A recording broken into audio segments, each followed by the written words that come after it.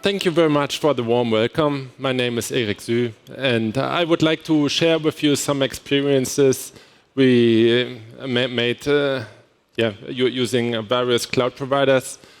And I think let's start with maybe the objective of our security teams and the organizations. So I think it's important to repeat and emphasize that we are actually here not only to foster security in our organizations, but also to solve, in the end, business problems and to help the business to focus on having secure solutions to solve the business problems that still enable them to have a rich functionality within those solutions, or which are quite usable for them. And it's also important that we have the solutions in place that fit to the organization, also in the context of costs for those solutions.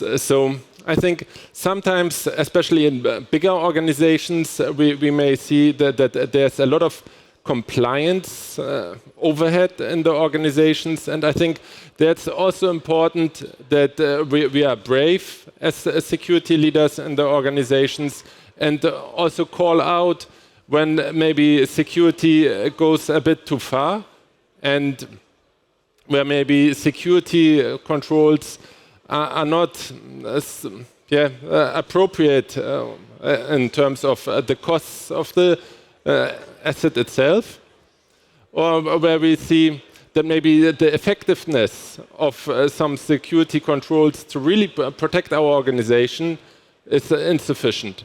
So that there may be other solutions that work much better for our organizations. So I think for all our organizations, there are solutions available which do not require additional tools, or I think maybe the priority should be to first focus on some of the basics before we then later start to adapting more advanced tools like a cloud access security broker, data leakage prevention tools, or a CM solution. In our organization, we have these tools as well, but I think for a normal organization of a smaller size, it would be important to first really try to understand the context of the organization, and if you are looking for the right solutions for your organization, and that you are then well connected with your internal stakeholders. So we heard also in the previous talks a lot about the senior management and that you need to be well connected with them. But I think there are various stakeholders in our organizations that are important for security, like facility management as well, the reception, like a lot. And I think in the context of cloud security, especially also the business units, where sometimes cloud solutions are not only provided by the IT, but they are also operated by the business departments themselves. And I think that's also important that you stay in close contact with these application owners and that you help them securing the application that they're managing. So there's a huge challenge in really understanding the cloud assets, the cloud applications your organization is using. So I think that's important to prioritize which cloud applications are important for your organization. And if you have some processes in place like a business impact assessment, that may provide here a huge benefit that you can speak to the process owners and identify what is actually the criticality of the tool for your organization, and then really start prioritizing which tools you need to protect maybe more than others. Because one security solution across all the application and tools that you have in your organization may not be the most appropriate solution in terms to optimize security in your organization with a small volume of resources. And then I would like to emphasize that it is important that you really work with your cloud providers. So sometimes they are regarded as external to your organization, and you prefer to just procure their services, but I think it is helping very much if you have regular meetings with your cloud providers and loop in the business teams that are using those applications as well to convey a stronger message to those cloud providers and explain them which security expectation you have in that regard. Then I think regarding cloud services, it's very important to have an own identity provider that you bring along, so that you can take care of like a password policy, onboarding, offboarding of users, MFA, authentication policies. These all can be configured in your identity provider, and you do not want to depend on various cloud solutions to take care of your passwords or I think in the end, no organization has really sufficient resources to secure a zoo of solutions that the business may want to use. So I think it's important to try to keep it there simple, to standardize the solutions that you implement or deploy in your organization. And regarding security, I think it's appropriate to have this 80-20 rule in place, that you do not try to be perfect in some of those controls, because I think you cannot really achieve a perfect solution. So I think sometimes it's sufficient to say, okay, we tried with reasonable effort to secure these solutions. And we don't try to master them. So regarding the challenges, I would like to point out, I think the first topic which I would like to cover is identity and access management. So for us in the media industry, we are working with platforms like Meta, TikTok, Twitter, or X, how they are called now. And we observe that quite a lot of these platforms do actually not support single sign-on. And for us, as an enterprise, single sign-on is very important to protect the identities of our users. And we really see in terms of incidents that single sign-on significantly reduces the number of incidents. If we compare the number of incidents before a single sign-on migration to the number of incidents that we see after the single sign-on deployment. So I think if you procure solutions, then the situation may usually be better, that you can actually secure the support for single sign-on by your provider. But usually for smaller solutions, that is more difficult. And sometimes enterprises or companies are not really willing to pay the additional price required for these sometimes rather expensive features. So I would still encourage to go down that path and reach out to your cloud providers to work on this. And for us, we are working with platforms like TikTok, and that they also confirm to us that they then have a timeline when they will provide these features. So I think we can really see some movement in that regard in the industry. And sometimes these platforms are quite complicated regarding this identity management. So I would also recommend to volunteer there to test those SSO features and support the cloud provider also on that side. Then another challenge for those or for the usage of those platforms is that if you have, for compliance reasons, the need to perform access rights reviews, and I think not only for compliance reasons, you should do it, but it provides an actual security benefit. But for us, as we are like TISAC certified, ISO 27001 certified, Cyber Essentials certified, it makes sense to have that in place. And we observe that for quite a lot of cloud platforms that it's difficult to really assess the information on which privileges are configured on those platforms. And yes, this in the context of identities for human accounts, but also service accounts, which may be a bit more difficult to track in that regard.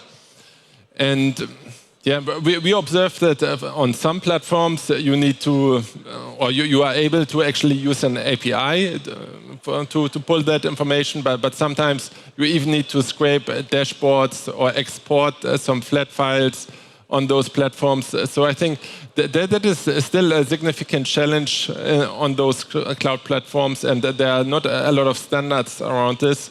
And yeah, I would recommend there also to work with your cloud providers to maybe improve that situation for our cloud or entire environment or entire industry. So I think asset management is definitely a challenge across all organizations. You will have or find a lot of shadow IT, and even if you have approved the use of a certain platform, you need to make sure that all usage on the platform is within the secured environment. So there you should also make use of these domain validation features to ensure that all user accounts which use a corporate identity on the platform, that they then fall into that platform. And if it's feasible for your organization, I think a CASB can provide a benefit in this regard, that you may also sanction the use of some platforms, so that users in the end need to request approval for some platforms, as you would then regard them as a non-standard platform, which require further work.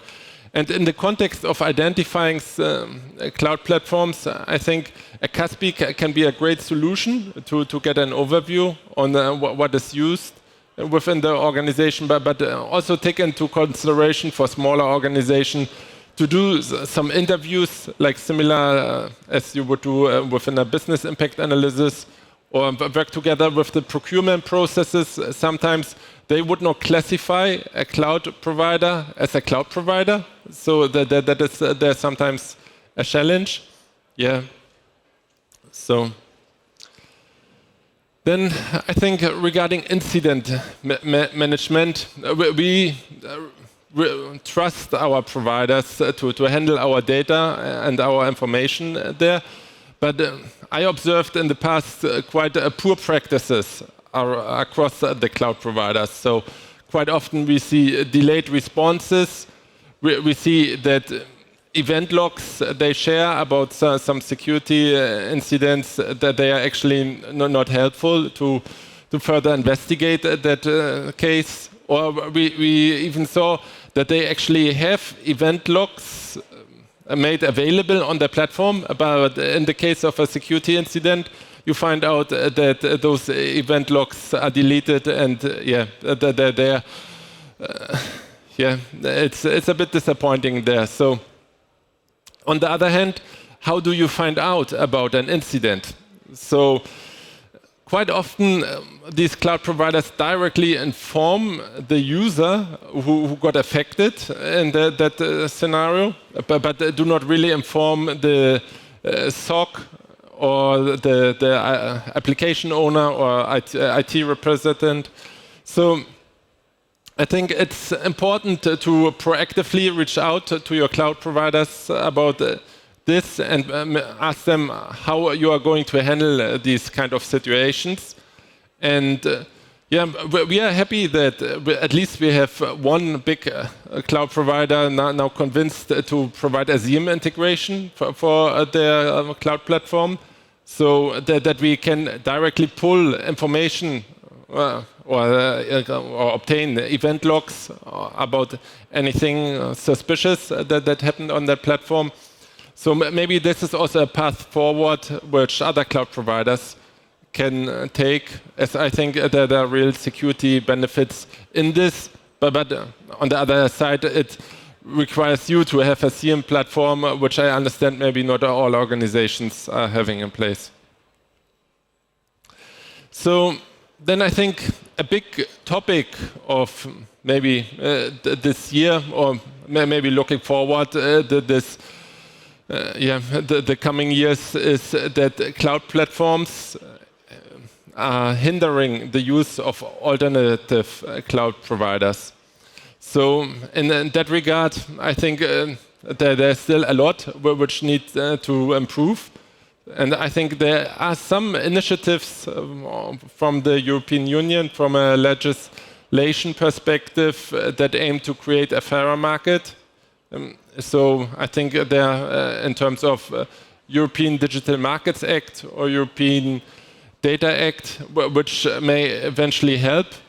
And then I think ideally open source software would be the best solution to make this market even fairer, or to avoid these lock-in effects. But I understand that a lot of IT leaders are not brave or daring enough to go for an open source solution if they can just pick one of the big brands and use those solutions instead.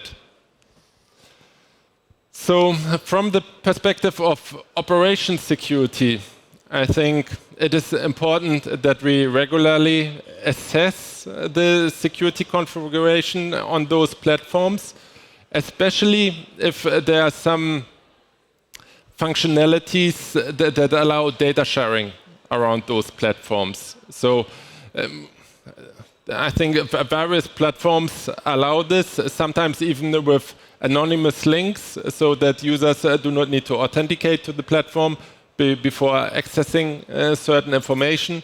So I think when you assess the configuration of your cloud platforms, make sure that you pay careful attention around those data sharing configurations, and also loop in the provider of those cloud platforms and ask them for maybe best practices on how to secure their platform, as they are the experts for their platform. And then I think from our perspective, it makes sense to delete data when they are no longer needed. And as we want to reduce the risks in the context of those platforms. And that is quite a challenge on various platforms. So I think some of those very big cloud providers, they have solutions for that in place. But if you, for example, approach a small application provider, they have real challenges with deleting data, especially if there are cross-dependencies in those data. And that is something where you need to work very closely with those cloud providers, and also volunteer to do some testing around the deletion of that information to help them implementing these features. Then I think another important topic is that you engage with your key cloud providers, that you understand in advance which changes are they going to make, because by using a cloud provider, you also hand over the governance of the platform to them. And if they make some changes to their platform which you are not aware of, or which you would not welcome, I think it's very important that you speak to them, or that you somehow take notice of those changes to avoid any adverse impact on your business. And during these kind of meetings, I think that is definitely a great opportunity to then also raise your security expectations to them and really engage them to improve their security posture. And in our business, we are confronted by clients very often with lengthy vendor assessment questionnaires, sometimes a couple of hundred questions. And I think instead of going down this path of vendor assessments like they are done today, this sometimes does not really tell us which security features are implemented for that specific cloud platform. So I think as maybe part of the vendor assessment, you should also do a cloud platform assessment where you then evaluate the security capabilities the platform provides. Yeah, and then based on that, you can still work further with your supplier to improve this. And very often, when you do a kind of assessments or these kind of questionnaires, I think there is the expectation that you are doing it only for yourself. And at least I observed that we only get from a small number of our clients feedback of what they think about our security posture. So I would welcome you to work here closer with your vendors and also provide them the feedback of your assessment, so that they are also triggered to maybe improve their security posture, as this is a valuable feedback that they may want to share with their senior leadership if you made there some comments, and I think that would definitely help them. Okay. Coming to the end of the presentation, I think we need to understand that when we use cloud providers, we are still ultimately accountable for the cloud provider we are using and the services they provide. And I think sometimes we tend to forget this, especially when we use some of the very big cloud providers where we think that they are going to take care of anything. And there is also we are trusting those cloud providers with our corporate data, and this definitely presents business risks for us. And I think it's maybe also interesting to reflect, like we have some very big clients which are also active, let's say as a hyperscaler or something like this. And I think it's in that context interesting to see that they would not trust the solution provided by some of their competitors. So I think in that context, I feel like they are not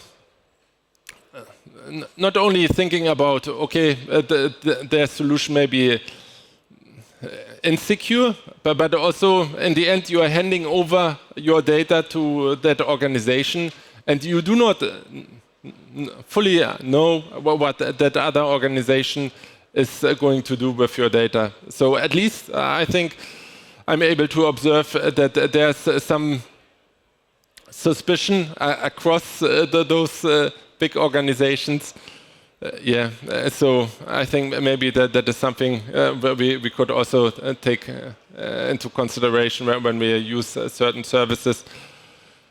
And in the end, we need to assess our own risk appetite. So I think we do not want, or like this balanced security approach, so that we still understand which risks are we willing to take, and that we also serve, or that we then consume the cloud providers according to this, so that we then may say, okay, there are also some areas of our business where we definitely don't want to use a cloud provider, and we want to keep those services in-house. Yeah. Then please prioritize your security efforts on the most important platforms and the most important cloud providers, as the sheer number of providers you may have would not allow you to really engage with all of them. Then, when you speak to the cloud providers, loop always in the business teams. That they are, if you have their buy-in, I think that definitely helps you to have a sustainable way of engaging with the cloud provider, and that they are also taking this message seriously. So for us, definitely, when we are working with those big platforms, like I said, TikTok or Meta, it makes a huge difference whether we have the support of the business teams in those conversations or not. And then finally, be aware of the risks of lock-in effects and which risk this may present to you.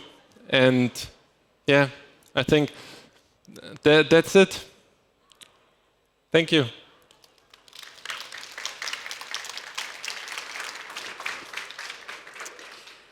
Vielen Dank, Erik.